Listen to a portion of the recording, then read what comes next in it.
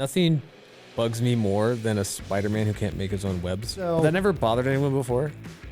And that's just part of the character. I mean, different characters get different Such a abilities. key component and of stuff. a spider, and be a Spider-Man. Not all spiders spin webs.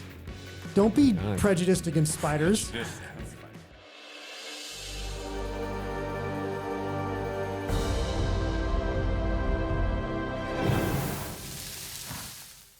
Ladies and gentlemen, welcome to the Real Steak Podcast, getting into the meat of movies. We are here to talk about movies and all of the things that includes. It's very easy just to talk about the special effects or, the explosions or the next Marvel movie, but we're here to really break down what the meanings behind some of the storytelling devices are, the themes, what it actually is saying about who we are as people and the world. And a lot of it's just three guys getting together to hang out. So welcome to the Real Steak Podcast. My name is Jesse Mayer. I'll be your host, and we can't do the Real Steak Podcast without my two favorite co-hosts, Zach Peak. That's so kind, Jesse. I'm one of your favorites. Thank you. Obviously. And Chase Nelson. Hey. I like that you remember this is an audio podcast, so when you just knock your hair, it's a long I do have to remember pause. that. Chase is high on nonverbal communication, which is fine for us, but if you're listening, that's a problem. Maybe watch the YouTube. It might help. So today, if you are watching on YouTube or if you clicked on the link to this podcast, you know what movie we're doing. But just for the sake of introductions, we are doing Spider-Man Into the Spider-Verse, which came out in 2018. So almost 4 years ago. And while it would have been easy just to jump on the current Spider-Man hype train, we decided to throw it back a little. And we haven't done an animated movie yet, so we figured we'd just kind of jump outside our realm of comfort, maybe. Well, if we want to do more animated movies, I'm like a 12-year-old at heart, so I have a lot of All animated about movies it. I like. So this is, for those of you who don't know, if you haven't happened to watch this movie before, real quick summary. It's almost identical to Spider-Man No Way Home, but they did it 4 years earlier, and I think it's better, in my opinion. It is better. But it's an animated movie. Basically, it follows the life of Miles Morales, which is a official Spider-Man in the comic book universe. And basically, the Spider-Man in his universe dies, and during that death, a hole is ripped in the fabric of time and space, and other Spider-Men or Spider-Pigs, yes, there's even a Spider-Pigs. Spider-Pig, Which also, John Mulaney voices it, and Yes. John Mulaney is hilarious, so he crushes it. And there's a Spider-Man Noir, which is voiced by Nick Cage, and Gwen Stacy, who's Spider-Woman, and then there's also just, they call him Peter B. Parker. The animators like to refer to him as Burrito Spider-Man, because he's basically Spider-Man if Spider-Man got old enough to be a dad bod Spider-Man. He's also kind of like Fat Thor. Yes, like Fat Oh Thor. gosh, Fat Thor. But They're not that basically, fat. They all get pulled into Miles' universe. He is also bitten by a radioactive spider during the course of the events. And it's basically a coming-of-age story for him figuring out how to use his powers while all this crazy stuff is happening. And hilarity ensues. But that's the most you really need to know if you've never watched it. Otherwise, if you have watched it, we're going to kind of break down some of the themes and what we liked, what we didn't like, and I have spoilers. some fun facts. Okay. And yes, there will be many spoilers. Yes. So if you have not watched it and you care, pause this. We'll be right here, and then come back and listen to the rest of this podcast. So now that I've ranted for 3 minutes, I'm going to pass it to one of you to break down. Let's just do. Well, should we start? We always have to start with our rating, right? Yes, our what rating. kind of Let's- let's steak it get to- is. What are we? What is our? And this has no rhyme or reason to it. There's Just no to be- consistency here. So if you are here for a consistent rating system every time, you are going to be very disappointed. So let's start with Zach, because I think I know what Chase's rating is going to be. What is your rating on this steak? This is like when you buy a cheap steak on sale and it turns out pretty decent, in my opinion. I like a lot of parts of the movie. I think a lot of the themes are pretty good. I think it's pretty simple in a lot of ways. Coming of age story, like you said. Miles is learning to deal with expectations. You've also got Peter B. Parker, who's trying to grapple with his life as he's at a midlife crisis. So a lot of simple elements. They have the characters do change and learn and grow, which I appreciate. So I think there's some good pieces in it, but I do think, and I'll get to this later because I got about a 5-minute rant in me. Ready. So you might want to like put it up to 1.5 speed for that. But when we get to that, there's a part of the story that No, are you this. spoiling your take, or are you just going to give a No, rating? I'm just going to give a little piece, taster. little piece. There's a story element they use in this movie that's becoming more and more popular, and I'm going to talk about why it is logically the dumbest thing you can do in a story. So that piece, the fundamental of the story is taken away, but that's why it's like a cheap steak. You buy the cheap steak, you don't expect much because it's the foundations are bad, and it turns out a little better than you expect. And I do think it did a lot better job than the No Way Home, and so I do think it's a good movie. I liked it. I had fun. Cheap steak that you can enjoy. Cheap steak that you can enjoy. That's Spider-Man Into the Spider-Verse. Yes. Okay, Chase, your rating. Chicken. Not a steak at all. There's no such thing as a chicken knife, right? It's anime. I'm not a huge animated movie fan. I mean, I have a theory that I think would make this movie better, but it would require it to not be animated. Okay. But yeah, I heard I was expecting it to like it more because I heard it was really good. Mm-hmm. But I don't know what it is. I watched it and I thought this is for children, but that's me. I also couldn't get into any of the Star Wars animated stuff, and people rave about it, and I can't. Not your thing. It's impossible for me to enjoy it. Okay. So chicken from Chase. And I will be honest, this is like a flat iron for me. Like, this is one of my favorite styles. I love this movie. Like, even rewatching it before this podcast, I was like, oh my gosh, I forgot how much I love this movie. Mm-hmm. So we have a hot take, a lukewarm take, and a chicken take on this podcast. I'm excited to hear what you like it. This will be We interesting. kind of agreed on all the other ones. Because we did our first podcast was kind of 2, and then our last podcast was just 1, and they were all like we all kind of agreed on for pretty the much most part, everything, yes. and so this one will be fun because we've got 3 different positions, 3 different ideas. All right. Well, let's dive into some of it. I've got some fun facts at some point I want to sprinkle in, but I think I'm going to wait till about halfway through, and we can kind of talk about some of the behind the scenes thing. But let's kind of start off with just overall characters. How did we feel about the characters? How did you feel about their development, or how they were portrayed, or what they were, I guess? It was fine. I think it suffers a little bit from the like, oh, we've got Spider-Man in mid-age. Let's make him a loser, because he's kind of a loser at the beginning.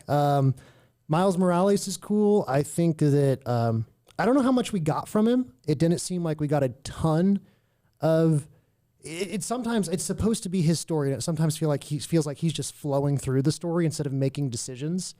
But I like his dad. I think his dad's actually a great character because Miles I have Morales. lots to talk about on his dad when we get into Yeah, things and stuff. because Miles Morales is African American, right? Yes. Okay, so he's African American. And part Latino. So And he's got 2 heritages, which I really loved, and I'm just going to throw this in here now. I think this is one of the only movies in recent history that has had a prominent black actor of mixed origin, and they've not made the whole movie about their being black. Yeah. Like, this movie, I think, handled Miles just happens to be of mixed races, and that has no bearing on how he how they treat him in the movie. Does that make sense? Like, they just let him be who he is, and it's not some big thing like a lot of the more recent movies have done, where it's like, this lady is black and therefore she is powerful and she needs to not be held down, and it's all a statement. Yeah, basically. Obi-Wan. I mean, Every new Star Wars project. And it's like, it was just refreshing to like watch this movie and be like, oh, it's just them portraying their culture, and he's proud of his culture. It's like, if you notice, every time he says bye, he says adios, or he talks in Spanish and in English. Like, he is accepting who he is and who his culture is, and it's not you need to. Yeah. It's not like they don't make a huge thing about. I think Spider-Verse, and the reason why I said my take about cheap steak that ends up being pretty good, is because I think in a lot of ways it's really basic and simple. And I thought Top Gun Maverick, we talked about this, did simple, but it did it in a powerful way where it was really well executed. I thought that Spider-Verse had great animation. It looked really cool and different, which was fun and unique. But then a lot of the characters were just kind of, I liked that they made decisions and I liked that they changed, but they were also kind of bland. And I don't mean that personality-wise, because Miles Morales is really interesting. He's got great personality, but it feels like he's just flowing through the story. And it feels like a lot of the characters are just kind of flowing through, except for Fisk, who's kind of making things happen. But it feels like they're kind of just like, oh, this, and now this, and now this happens, instead of it, you know, in Top Gun Maverick and some of the other movies were like, it's like this guy wants this to happen, so he makes it happen. You know, Top Gun Maverick is all about they have agency. Maverick doing things and making happen and overcoming things. And this, there's a little bit of that, but it's a lot of just like, oh, cool, new Spider-Man. Oh, cool, Spider-Pig. He's funny, which he is, but like it seems superfluous. It doesn't Simpsons seem. did it. Yeah, it doesn't seem Spider-Pig. Yes, it doesn't seem deep. You know, like we talk about, we want to get to the substance, and that to me doesn't seem super substantive. I wonder, and Chase, you can maybe comment on this. Like, it's almost like it's the same issue with Avengers. You don't get anything because there's so many personalities that they're trying to balance that it's like maybe it does feel very like everyone's just kind of floating along. I guess if I describe it after watching it, it felt like I had watched just a really long, like if you ever watch just like a Saturday cartoon or like Batman or something, like it just felt like a really long episode of a cartoon that just doesn't have much like you're saying, like it didn't drive any emotion out of me. Doesn't at all. have any protein to it, right? Yeah, I need more protein. That's why I rated it chicken. Which is fair. Also, I think you're right about the racial element, except one thing that always bothers me with things like this is that, and I understand the story, but him being like the only minority Spider-Man, he's also the only one that needs help figuring out how to be Spider-Man, which I feel is like a little paternalistic. Yeah. And this happens a lot in real life. So that bothered me. I did notice that, but the way they did this story would have been fine either way, but he's just the only one. I mean, we've seen how many 3 Spider-Mans now. They have guidance in some way or other, but like figuring out how to be Spider-Man, they just have a blast figuring out on their own. Yeah. He's like, I don't know what to do. And it's kind of like, why'd you do that? Like, it's like, Yeah, that's an interesting thought. Yeah, that is interesting. Let's pivot a little bit. So we've kind of talked about characters as a whole. And I kind of want to go into themes because I think one of the characters that you brought up, and I personally love him as well because he has some of the best lines in the whole movie, is this father character, right? Like one of the themes I pulled out right off the bat is this, or at least this interesting through line is his relationship with his dad, right? Like you see his mom like twice in this whole movie. So this is very much, a father-son thing, and even his mentors are kind of like and his uncle a role, to and some his degree, uncle, right? And so it's like I don't know why we keep picking all these movies that have father-son elements in them. Maybe it's just because the one true story is the story of the father coming to rescue us. Yes, It's almost like it has a parallel. right. it's called an archetype. Yeah, exactly. And, And it's great. But I think even just like this whole relationship with his dad. I mean, you love the big dad energy at the beginning where he gets out of the cop car. And then over the loudspeaker, he's like, because he says, I love you, son. And he just gets out. And he's like, yeah, whatever. And he's like, you got to say it back. And like announcing it to the entire crowd. Yeah, it's great. It's such big dad energy. It is. It's just like, he won't let him go. But like that whole theme of his relationship with his dad and how it grows and changes, especially after his uncle dies, I think is really powerful. Thoughts? I think that Miles Morales' family, because typically his uncle, who he really loves and, is great friends with, is the Prowler, who's a bad guy, and his dad is always a cop. And he is African-American, and he's also Latino, but his father's side is African-American. I think that's incredibly interesting, and I did appreciate that. I think, like you said earlier, they don't call attention to the race, but I do think that in our country, there is more of that divide and difficulty for African Americans. And so I think it's a really interesting, it's unique to me. And I think they did a good job with it, and I thought they did a great job of showing the way his uncle goes, because he loves his uncle and wants to be more like his uncle, right? But his dad is pulling him one way. And I did think that was one of the stronger parts of the movie. Even though I thought it needed more protein and substance, I think that part in itself did have a lot of substance. And I would have liked more of that, because his journey and picking between following his uncle's path and his dad's path is it's an important thing in his life. And boys look to men to learn how to be men. And in Miles Morales' life, he looks to his uncle and his dad. And you see, and again, the movie did not have enough of this, in my opinion, of him deciding, is he going to take the path of his dad, or the path of his uncle. And he thinks his uncle is cooler and he likes his uncle more. You know, he loves his dad, but he likes his uncle a lot more, right? Because his uncle's cool and interesting and unique and doesn't have as many rules and seems fun. And so he's like pulled that way, but then you see that he's a good kid and he wants to do what's right. And so he's pulled to his dad's side. And I did think that it was really powerful. You know, it's sad that his uncle dies, but it's a great moment for him to see where his uncle's path ends. If you're Spider-Man's uncle or aunt, you're basically You're in trouble. to die every time. Yeah. Right? But I think, I mean, playing off that, there's a really powerful scene where after his uncle has died, he's basically gotten tied up because the Spider Gang has decided he's not ready for this big final confrontation. Yep. And his dad actually comes to his he's at like a charter school that he lives in, and he's all tied up. He can't talk to him, and his dad's basically in this hallway, and he's like, "Hey, can we talk?" And he can see the shadow of the kid moving around, so he's like, he's just ignoring me. And there's this really great thing where he basically is just like, you know, sometimes people drift apart, and I don't want to drift apart from you. Like I can feel this. I mean, there's several points in the movie throughout it where he's just busy and like the dad's calling to make sure he's okay, and he doesn't answer. And there's this really great line where he says, "I see this spark in you," and I'm gonna throw this to you after I finish this quote, Chase, because you're the only father here, so you're gonna have the best parallel on this out of the three of us. But he says, "I see this spark in you, and it's why I push you so hard. But ultimately, it's your spark, and I know you're gonna be amazing at whatever you do." So talk to us a little bit about. I mean, you're raising a son right now. What is that? Did that moment alight anything in you, or can you relate to that at all? Where you're kind of like, how hard do I push for things that I think he wants? Or I mean, he's young, but yeah. As I was watching I had no feelings, but after you describing it, it's certainly. I mean, it's like I see so much of myself in my son, which is like a really incredible thing to witness.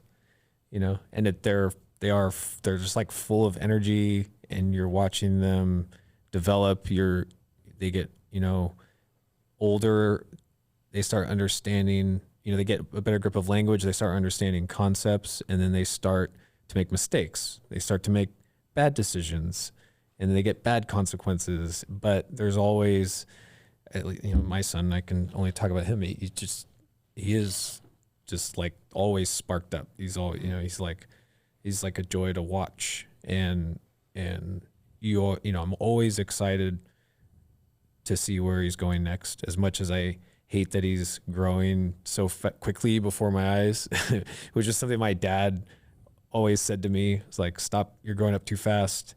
And I'm like, "It's lame," you know, but, being on the other end, you're like, being on the other end, I absolutely get it now. I'll go through pictures just from like a year or two ago and be like, "Oh my goodness, that was like that." Mm. And so, yeah, it, you know, like you said, he's in the story, he's a little older. His moment in life is a little bit different, but yeah, I can kind of relate. You know, there's a lot of powerful moments to have between a father and a son, and you hope you don't screw them up. Right. You know? Well, and I mean, we all have different familial backgrounds. Like I grew up without a dad, and so I was constantly looking towards mentors like an uncle or things like that.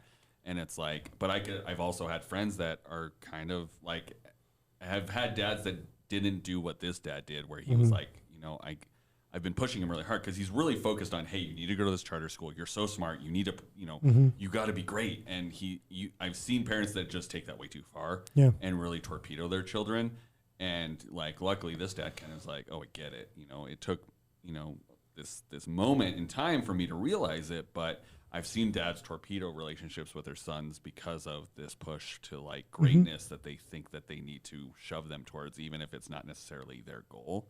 Yeah. And then I've also seen parents that are just like, I don't know, you do whatever you want, and almost a little too loose. Yeah. And so I think finding that balance is always really important, right? I liked that his dad spurred him to victory in those situations, you know, because he's tied up and his dad talks to him. And what happens after his dad says all these things? That's when he's able to, he gets control of his powers. He gets control, he gains confidence, he gets out. And then he is fighting, you know, and he's fighting Fisk at the very end. And, you know, he's on the verge of losing. and his dad encourages him, and that, you know, gives him the confidence to go on. Not knowing he's his son, and also not being a Spider-Man fan. Yeah.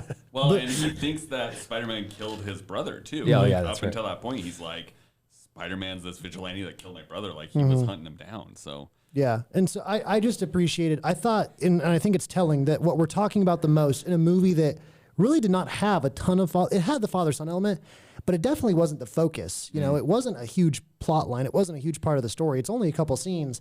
Yet that's what we're talking about because that's the strongest part of the movie. That's the best part. Well, and I think, you know, we referenced that end scene where he gets knocked down.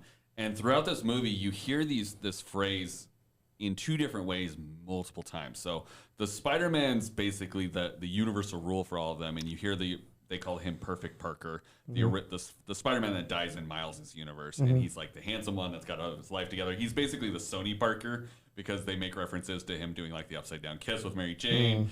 Like the Tobey Maguire Peter Parker is the one that they're like basically. But Tobey Maguire, Peter Parker will never die because he's amazing. Right. But they even reference his like bad dance portion from the third movie. It's very funny. And so he says, you know, he gets knocked down. He's like, you know, I always get back up. And all the other Spider-Mans kind of mirror that language. They're like, you know, we get knocked down, we always get back up. We always get back up. But then the mom at one point, after he comes home and is freaking out after his uncle has died, or after Spider-Man has died, his mom says, our family doesn't run from things. And so it's kind of this theme of like, you have to like, you're going to take knocks throughout your life, but you can't just be like, nope, I'm just going to live here on the ground. Like, and the closing line is anyone can wear the mask. And so the kind of overall theme they're trying to pull out on this, it may not have come through super strong, but the overall theme I saw was anyone can be Spider-Man and anyone can get back up and should get back up and should not run from the fight, right? And so that's, you know, that last scene is anyone can wear the mask is this line that's said, and I think that's something that they're really trying to pull out is like anybody could have been Spider-Man. It just happened to be this guy, but you have the same grit and toughness that you can pull up and out. So any of that come through to you guys, or was that just a me thing? I feel like that's there's a movie that Disney released a year or two ago that I was really excited for. It was another animated movie, Raya and the Last Dragon. Yes. And one of the themes of that movie is you need to be more trusting. And the way they display it is they show that every single person is untrustworthy. And I was like, that doesn't make sense. That is a bad job. And I was really excited for the movie, but it really kind of fell flat because of that. If that's the theme, I did not see a ton of it. I did not see the storytelling leading to that point. You know, he definitely, you know, he's a teenager. He's trying to figure things out, and he eventually does. But I did not really see the point of, you know, that anybody could wear the mask. You know, I did not see that in the movie, at least through the storytelling and the scenes and stuff. I did not feel like the story took you on a journey to end up at that point. So I think that they may have wanted that, but they didn't necessarily stick the landing on it. That's why I care about storytelling so much, is because you can have a great story that shows something interesting, but it has to be aligned with what you want it to say, because stories tell you something, they say something. And this movie didn't really tell me that anybody could do it. It told me, you know, you have to be. It was, I'm not sure what it told me. And that's why I think that's why I feel like it lacks a little bit of substance. It's because I'm not sure what it was trying to say to me. So another point, and then we'll kind of move on to some other stuff, maybe some more fun stuff, or we'll let Zac go on his rant. Oh boy, we're warming up over here. The other part that I really enjoyed was this line that they used just before his big transformation montage, and Burrito Spider-Man basically says, or Miles says, you know, when will I know I'll be ready? And he says it'll be a leap of faith. And basically that's this whole next training montage, as he literally goes up on a building and leaps off of it at this one point, which is this amazingly gorgeous scene that they did in the art style, which I want to talk about. But basically it's this leap of faith, and they parallel that at the end when Burrito Parker's having to go back to his world where he's really messed up his life with Mary Jane, and he says, how do you know I won't mess it up again? And again, it says leap of faith.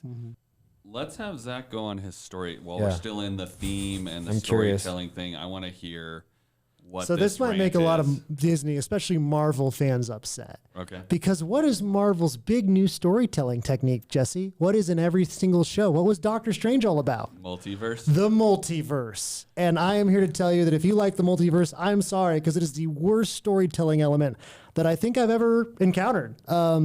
Because the way Marvel does it is they don't say, oh, there's these options and you make choices and it turns out. The way Marvel says it is it's the infinite multiverse. I don't want to do too much nerdy math or anything because then people won't like it. But I'm going to tell you something really quickly about Infinity. If it's actually the infinite multiverse, this story is happening an infinite amount of times, and every single permutation of that story is happening an infinite amount of times. So every time that Miles Morales accidentally got killed, infinite amount of times. Every time that Burrito Parker accidentally got killed, infinite amount. That is how Infinity works. So the way Infinity works is it means literally anything you can think of within Marvel, not Marvel. Marvel is happening. And so you're like, oh, well, I would have liked this story more if the Prowler didn't die. Boom, there's an infinite amount of universes like that because it's infinite. And the thing that's cool about Infinity is that's what God is, and we all, we've all met through Foothills Christian Church. We all go there, we're part of it. And I believe God is infinite. But if you have a multiverse that's infinite, it ruins all stories because every single different decision or thing that could happen in the story is happening an infinite amount of times in an infinite amount of universes, and it makes the story meaningless. So there's an infinite amount of universes where Gwen Stacy showed up. There's an infinite amount where she didn't show up. There's an infinite amount where she showed up and they hated each other. And so there's an infinite amount of Spider-Man out there that are losers, that just who don't get back up and don't have grit. And that's what I don't like about the multiverse. I watched the Loki series, I enjoyed it. And at the very end, if they would have said it is something that it splits off and makes universes when you make decisions, that would have been a little better because then it's decisions based. And then you have, okay, well, in every universe, Spider-Man has this personality, so he makes similar decisions. You could argue that, but because it's infinite, there's an infinite amount of Spider-Man out there that are evil. There's an infinite amount of Spider-Man out there that are fighting Wilson Fisk, but Spider-Man is the bad guy and Wilson Fisk is the good guy. And so to me, it makes the story meaningless because by their own rules, there's an infinite amount of stories happening that have the exact opposite thing going on and the exact opposite message. And I think that's really kind of lame and not interesting. Well, and I think, it allows for lazier telling where they can just basically go in and say, here's this thing. If you don't like it, then we just write it off as one of the universes that we don't care about anymore, right? Exactly. It's they terrible. can basically throw things away, and which in theory gives them more creative freedom to be more like, well, we could try a lot more things that we would normally not be willing to try, which could be good, but for the most part, it probably just goes to the least common denominator, which is we'll just throw a bunch of crap at the wall and whichever sticks. But even if you did stick with more interesting creative things, it removes all consequence. Oh, because magic. I love Captain America. Captain America was I love the character. I love what he stands for. I love who he is. But there's a ton of universes where he doesn't stand for anything. There's a universe where he's a Hydra agent. I'm like, it just removes all consequence from the story because it makes nothing matter. Because if there's an infinite amount of things happening, then none of them matter. But if there's only one story, it's critically important. If there's only one story and there's only one Captain America, the sacrifices he makes are incredibly important. But by Marvel's rules now, there's an infinite amount of universes where Steve Rogers figured out how to, crash the plane, but jump out, and he just lived with Peggy. And so there's no consequence anymore because you're like, oh, I don't like this one, I'll switch to this one. So that's why I can't stand the multiverse, is because, like you said, it's lazy storytelling, but it removes all consequence from anything. It's the ultimate form of nihilism. There's nothing matters anymore because there's, in Doctor Strange, the Multiverse of Madness came out. I don't think we're going to do that movie because I don't think any of us liked it. Nope. But there's just like, okay, so there's an infinite amount of universes where Scarlet Witch is doing something else. And I'm just like, it just removes all interest because there's no consequences anymore. Nothing really matters. And that to me just ruins storytelling because the whole point of a story is that it matters. And if you tell me it doesn't, well, why would I watch it? Why would I care? I agree. I think that's what good. kills me with this movie. Well, and I think everyone's jumping on the train too. Like, there's just everyone wants to get on this idea because then it basically lets you do whatever you want, and you can It's kind of retcon postmodernist. It is. There is no absolute truth. There's no absolute story, whatever. so there is none. And I do think this movie does the best job of a multiverse. I think it's fun to kind of bring the other Spider-Man in. Like, that's a cool thing.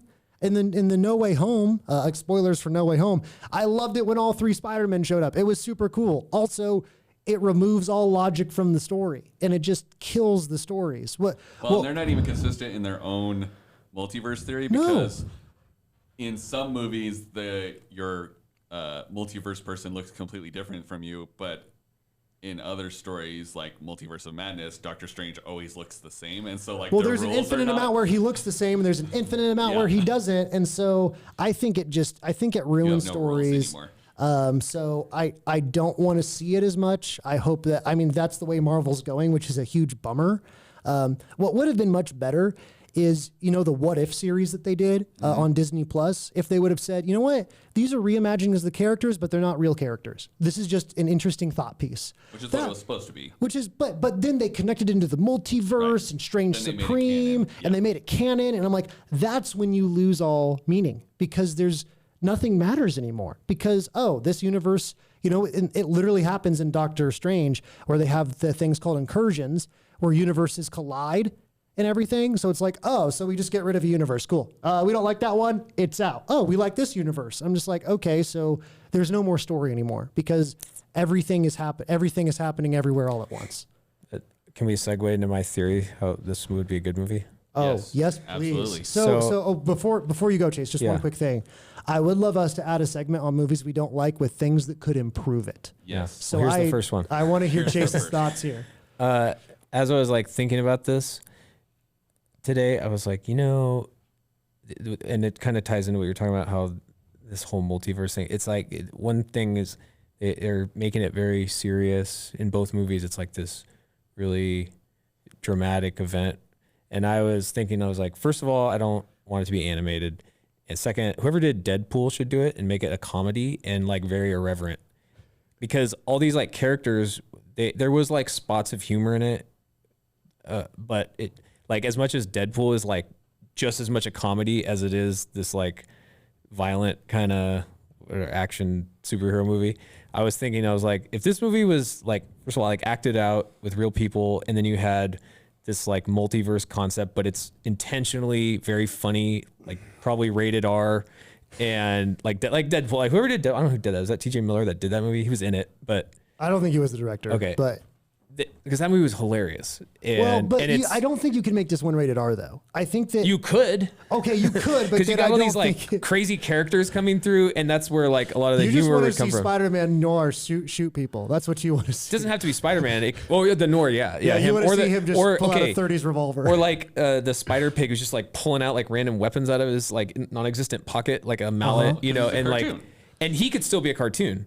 Like Who Framed Roger Rabbit. Yeah. So that was the thought I had. I was like, I would probably enjoy that. And then it takes away the whole serious aspect of the multiverse, where you don't even feel the need to nitpick it because it's just funny. They're being, and it's, you know what I mean? And it's then you can just enjoy it for that. I think it's because it's Spider-Man. Deadpool, I think works as a rated R character because it's Deadpool. That's kind of his thing. I don't think it would work as well with a Spider-Man. But I do think it would be more interesting because it's never been done. And we've had so many Spider-Man movies doing all the same thing. Right. It's if you really want to do something different, just that to me, that would be the thing where it's oh, no one's expecting this. This could be kind of fun. This multiverse concept, and it's all these irreverent Spider-Man characters, and it's more of a comedy, and be oh, that was kind of cool, funny. I don't know. Just a theory. Well, I like it, not necessarily rated R, but I love the irreverence that you pointed out. If they made it just kind of a little more bonkers and silly, it would have been a whole lot easier. And again, I think it's the silliest of the multiverse movies, which is why I think it's the best. Because Doctor Strange tries to take the multiverse seriously. And I'm like, well, there's an infinite amount where this works and an infinite amount where it doesn't, so why do I really care? Because Doctor Strange is this is a serious topic. And I'm like, this is a silly topic. But but Spider-Man and the Spider-Verse is much more silly. But if you went all the way silly, I do think that could make it better, because then you don't really care. I do think the other option would be you make it more serious. You'd have to take out the multiverse, which is kind of the big part of the movie. But if I would just love to see a even just like a really dramatic, difficult Miles Morales movie where he's trying to grapple with his uncle and his dad and his family drama, that could be pretty darn good. So I'm going to pivot this into why I love this movie. Okay, Because let's hear it, basically Jesse. we've gone through our thing where we say, this is what we improve. I don't think it needs improvement. I love the movie as it is. And this is the reason why.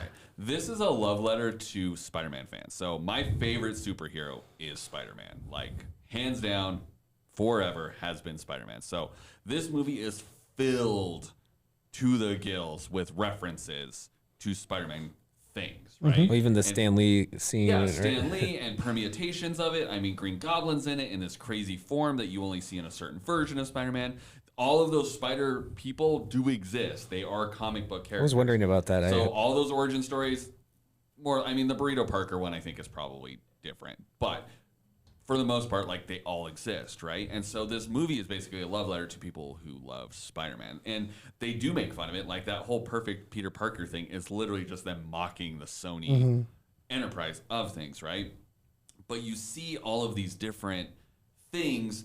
And on top of that, it's telling the Miles Morales story, which has not really been told because we love telling the Peter Parker story over and over, which is why they make fun of it. They're like, blah, blah, blah, Ben dies, da-da-da-da-da. Like, they Peter B. Parker. Yeah, and so it's like they do all of these things, but on top of all of this love letterness, it's also in this style that's never been done before. So this style has kicked off so many new animated series styles. And it's this CG style with line art drawings on the top of it.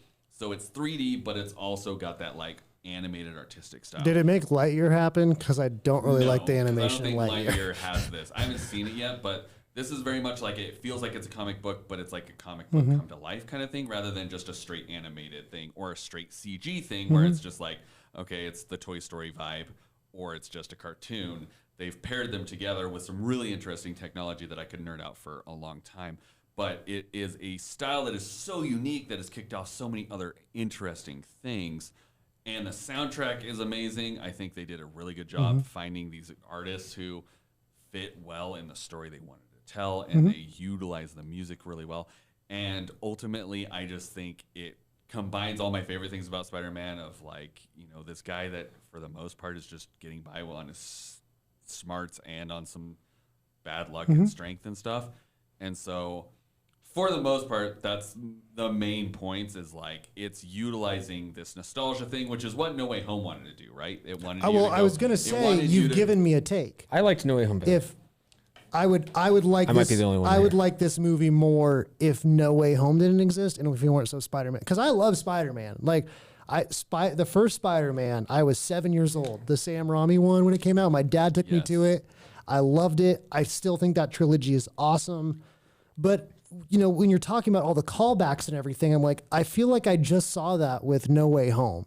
And so I think But this one came out before No Way I know. Home. And so but my point is that that's cool if it's a one-off, but it feels like they're starting to do that more and more. Right. And at that point, I'm like, it's cool if you have one of those movies that's kind of like a shout out to the fans, but now we have at least two. And I'm like, if we get another one, and I heard people, for No Way Home, people told me it was so cool, the ending, because it goes back to the original, and the ending was awful because it was sad and no one knows who he is, and he's completely alone and lonely, and that's not a good way for humans to live. So for the story to tell you that being lonely at the end is a good thing is not true. So, Right. so I mean, it's tough because things like that, I feel like I love the character, and Miles Morales is really great. Peter Parker's great. But it just, it gets to a point where I feel like it's taking away from it. It's taking away from the culture ethos. And, I liked it. I thought it was solid, but the more Spider-Man we get, the more frail Diluted it seems. it Yeah. gets. But your points about the art style, it does look really cool. Well, yeah, that and was cool. I agree too. That if I had to like. And I mean, I know you don't particularly like animated stuff, Chase, but I think some of the best jokes were only able to be told because of this animation style. Like, there's a whole thing where he picks up the bagel when they're infiltrating, like, the compound. He took a bagel. He took a bagel, and he turns around and throws the bagel at this person while they're jumping off the roof. And literally one of those little, because they have these little captions like a comic book Yeah. pop up. And when he throws the bagel, it hits a security guard and it literally just says bagel. Like, it's just like, and it's like, that joke doesn't work. No, in I anything like that other stuff, than this and style. I did appreciate all that. I just don't like watching my movies like Right. all animated like that. I mean, that the art was, I mean, I can definitely appreciate the art. The animation style was really cool. And I liked how they threw like the comic book little quip box, whatever you call it, the quips like and those text boxes and stuff. yeah. And The captions and I stuff. must have missed that specific. It's so small. I remember him saying like, I need a bagel or I want to get a bagel. And then he said it. And then I remember I missed the part where it said bagel because I probably had my eyes down, but I did hear one of the they're all bad guys, right? Right. And like one of them goes, he took a bagel. Like, oh no. Like, that's the biggest thing that Yeah. they're worried about. Yeah, like just dumb stuff like that, or the way they could play with tempo and timing of like how they're swinging, or like the whole scene where he's getting dragged by the subway, like Peter B. Parker is unconscious and he's literally just getting drugged through the city, and it's like just like the slapstickness of the animation that you can only pull off because they're animated. Like if it was real life, you can't do that gag where he's hitting everything and he's got a snowman on his head and he's doing all these different stuff. And on top of the humor, I think the other thing the animation does well in this storytelling is, and it's really subtle, but throughout, every time he looks in the reflection and there's a Spider-Man in it, he's always smaller and not aligned with it. And so like when Peter Parker dies, or Perfect Parker dies, he looks in a reflection of a TV and you see his reflection and he's like smaller, and you see the Spider-Man and the Peter Parker photos side by side, and he's in the middle, and it's like he doesn't quite fit in. And then when he goes down to the spider layer, which is so ridiculous but also amazing. Also, Aunt May is just like this mafia gunman down in the spider layer. Like, I've been waiting for you. When he first gets down there and he looks up at the Spider-Man suit, he's shorter than it and it's not there. But when he finally comes into his own, the last time you see that Spider-Man suit before he takes it and spray paints it and makes it his own, his eyes align with the eye holes of the mask. And so they're doing this like visual storytelling thing throughout the whole thing that you wouldn't really be able to do that in a way that wasn't like obscenely overt in a realistic setting. I like animation for that reason. And I think that animation is an easier thing to deal with than, real live action. But I think that because it's easier, it requires, whoever it is, the director, the creative, whoever's doing it, to use it and use like if you just do it and then you don't use the ability to make those things happen, then you're being wasteful and you're just being lazy. But one of my favorite shows is an animated show, and I feel like they draw it really well, and so I like that they do that. So I like animation. There's a lot of animated movies that I really enjoy. Especially because all the DC animated movies are better than the actual DC movies. That helps. True, 100%. But I think that there are different things you can do in animation, and I think that for this one, it worked really well, and they did a great job. And it's hard.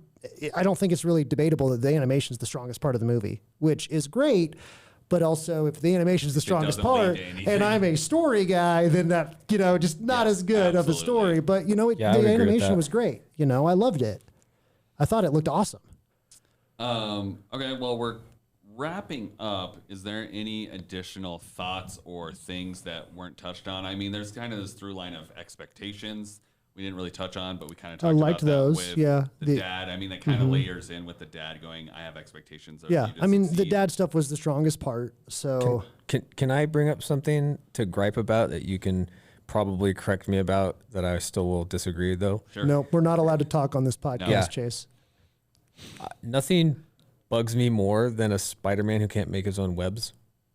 And You're- it Really? drives me insane. Like Really? What you're do you bit- the define? whole Make concept- your own web. like the biological one that Tobey Maguire did where it comes out of his body. Yes. That's your The preferred- concept is you're bit by a spider, you get all these spider characteristics, except one of the most obvious ones is that spiders make webs. Nothing tells you there's a spider around like a freaking web other than the spider itself. And the Tobey Maguire one made perfect sense to me because like other than the how does it actually come out? I don't really care because that can't actually happen anyway. So this idea that they can get all these other spider characteristics that are fantastical, but for some reason, Like they, being able to walk up a building with your shoes on. not only that, I was gonna say, They do that in the movie. through They're your wearing costume, Uggs. They're at one point in this movie, they're wearing Uggs, and he's literally walking down the building. I'm like, that doesn't make sense. Right. So we get all that, the spider sense, which I don't even know what kind of sense spiders actually have, but that's cool. The sense to run away whenever you're about to grab them. Yeah. Then he gets two abilities that don't relate to spiders at all, which is electricity and invisibility, but he still can't shoot his own web. And that drives me insane. And it's been in the other, since Tobey Maguire, I think the other two, they can't do it, right? He has to have Tony Stark make him web launcher. And I'm like, you're the spider. You're a man spider. I think they introduced it, and I want your take on what your preference is, but I think the reason they introduced it that way is so that they could limit him. Like, if he has infinite webs, then he could just web forever. He's limited because he's a dumb teenager. But if they make it something that he has to produce and have cartridges, he could run out at inopportune moments for storytelling purposes. For all but about 6 years of Spider-Man's run, since I believe is the 60s, he's had web shooters, and it was never a biological thing. When they came out with the original, was it with Sam Raimi's original trilogy, which is Tobey Maguire, which is what you're talking about. That was a very controversial decision. Oh. And the web shooters is supposed to be part of the character, which I love Toby, and I thought they did a great job with it, but it is supposed to, and what's interesting, and I think that this may make you more frustrated if you saw this. One of the pieces of Spider-Man that's supposed to be just a really funny running joke is if you read the old comics, and my dad has a ton of old Spider-Man comics. It's awesome. He's always running out of webs, and it's at the most inopportune time. And that makes me hate it more. And he has the worst luck. But because in the Tobey Maguire one, so much of the kind of like fun stuff in that trilogy, or the first movie really, is how he's like figuring out he has it. Like he just jerks his hand, all of a sudden like a web shoots out. Like that's, which no, I get what you're saying. That was good. But I think at the end of the day, like part of the character was that he was physically turned into a spider a little bit. You know, like he has the crawling ability and strength and stuff, but you know, the very first part, they didn't give him webs. You know, Batman doesn't have echolocation and stuff like that, and so he doesn't have any superpowers. I know he doesn't have any superpowers besides being rich. Yeah, but I don't know. It doesn't bug me. I get what you're saying. I see. You prefer the shooters, but I love. If it's true to the original character, like I didn't write the comic, it's not my decision. But it's very true to the original character. I kind of like that they have one with the biological and two with the web shooters. It's kind of fun. I like that. I mean, it made for a joke at least in the last actual movie where they're like, "Well, you can make your own web." Yes. That part was yeah. And I'm like, "Yeah, he's a Spider-Man." Just their eyes getting so big. But one of my favorite running jokes is whenever people hear about Spider-Man and they don't know about him, they're like, where do the webs come out of? Like they're like really concerned because of where a spider's webs actually come out of. His ears. But it doesn't bug me. It's part of the original character. Like if you watch, there was a good series in the 90s, I think it was. He always used web shooters and stuff. Like it's been part of the character forever, so it doesn't bug me necessarily. I don't read comic books really. I had a Punisher comic book when I was little. I like the pictures. Of course, that is the one comic book Chase would have is Punisher. That tracks. Yeah. So to me, Spider-Man started with the Tobey Maguire movies, and him being able to shoot his own web. So in my perception, everything after that, they gave him the web shooters, and I'm like, this is a downgrade. That makes sense. I can see how if you started there, it's silly to go off of it. But like, I remember seeing the movie with my dad, and my dad was like, "That was weird. He's supposed to have web shooters. He's not supposed to make it. What the heck?" Like so. But that never bothered anyone before. No, it's just part of the character. I mean, different characters get different abilities. Such a key component of a spider, and be a Spider-Man. Not all spiders spin webs. Don't be prejudiced against spiders. Wow. This is devolving into a very different now we're getting to Chase being prejudiced against, how stereotypical I don't care about trapdoor spiders, all right? Whatever ones don't make webs. As we're wrapping up, one of my favorite things about this movie is that it subverts expectations all the time. Where, for example, he's going to go do his first jump off the building, and it looks like he's about to jump, and then it smash cuts to him running down the stairs. And there's constantly these jokes where you expect him to do something, and then the director's like, "Nah, we're just gonna and it's usually something heroic." It's I thought it was pretty funny. I enjoyed it. I do have an issue. All I knew is that they killed the original Peter Parker at the beginning, and then loser Peter Parker shows up. Right. And now that you've explained more of the backstory, they were trying to make a point with that, and I do not like their point. I disagree with that point. So Okay. it's interesting, and Yes. you know, it's a decent movie. I liked it. There's making a new one coming out. Yeah, Are you going to go see it? Well, I'll see it for you. maybe. I'll see it for you. That's true love. Possibly. True love, I'll go with maybe. you guys. I'm not super excited about it. It was good. I liked it, but it's like, I don't know, with most of the new Marvel movies, like I'm just going to watch them on Disney Plus when they come out. This one won't come out on Disney Plus, but because it's No, Sony. because But it's Sony. I'll probably go see it. Maybe on It's not till 2023. We've got maybe some on a time to $5 Tuesday. $5 you know? Tuesday. Yeah, Do I you mean, know my when- son will most definitely that's probably true. enjoy these. So Do you know maybe when it before comes that, out I'll in show him this one, 2023? and then I don't think they release date currently, according to a quick Google search, says June 2nd, 2023. So Okay, it'll be a good. summer. Because it'll be a summer movie. October of 2023 is going to be the month of Dune. Just saying. Dune, not Doom. yeah, mark your calendars. Dune. Taking time off. I mean, I'm taking the whole month off Yeah. just to Whole see the month, movie just to every day. prepare. I'm going to get Movie Pass just for that month and just like watch it every day. Was Kingpin's animation a little different? As far as like the way they animated him, Yeah, the style. No, he was. He seemed obviously more drawn- flat, he like was the old drawn Batman different. cartoon. Yeah. Like from like the late '90s, and I like his shape. It was like Yeah, funny. Just the hulking rock of a man. With I a didn't small know that he was a Spider-Man villain Kingpin. Yeah.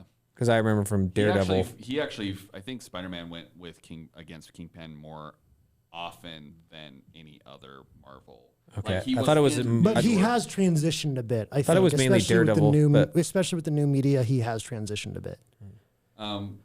One other interesting thing, and is because I come from this as like a cinematography thing. The way they show depth of field in this was really interesting. I don't know if you picked this up because A little you have an bit. art history. When they wanted something in the camera to look out of focus or have depth of field is what we call it.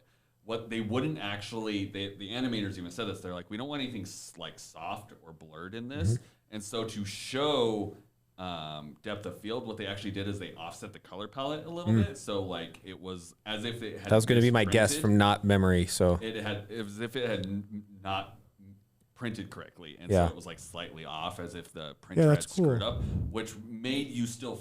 It gave you the ability to still focus on what wasn't messed up. But it was just like, again, it's this animation style that they just like knocked out of the park as far as it's just gorgeous. But again, it was just something different that they did. But yeah, I loved Kingpin's just overall vibe. Also, the Green Goblin. well, there's a scene where it shows him getting out of like a Suburban, but he's like obviously bigger than it. He's like a guy in a clown car where he just Yeah. like pops up Yeah. and out. Yeah, it's wild. So, well, I think that's all I have. Any other comments, or shall we wrap this steak up and send it home? It's closer to chicken than steak, but Closer to chicken than it's steak. a good I will chicken. fight you over this, but it was that's a fine. beautiful chicken. Don't at The- me in the comments about how much protein chicken actually has. I don't care. It's a weak bird. It's a weak, inferior bird that. Okay. I feel like that's an appropriate place to. Yes, There's I nothing think else to let's end say. there. If you do have suggestions of movies we need to review, you can at us those suggestions. Sure. We would love some feedback on what you want. I've heard a request from somebody earlier today, actually, that we should do some of the old black and white samurai movies. Oh, that'd be I have cool. not actually seen any of those to my like Musashi. Yeah. I'd be down. So if you have other Interesting. unique Okay. ideas, we're going to start branching off. We're going to probably try to do at least one brand new movie a month, and then Yeah. one that's something older. We got or a list. different. Yeah, we got do a have list. If you have questions, put them in the comments, and we'll try to answer Yeah. them. Leave a We'll rating, try share to this answer with them people. intelligently, but it's pretty low Pretty low odds. odds. But yeah, thanks for joining us, and we'll see you next time on the Real Steak Podcast.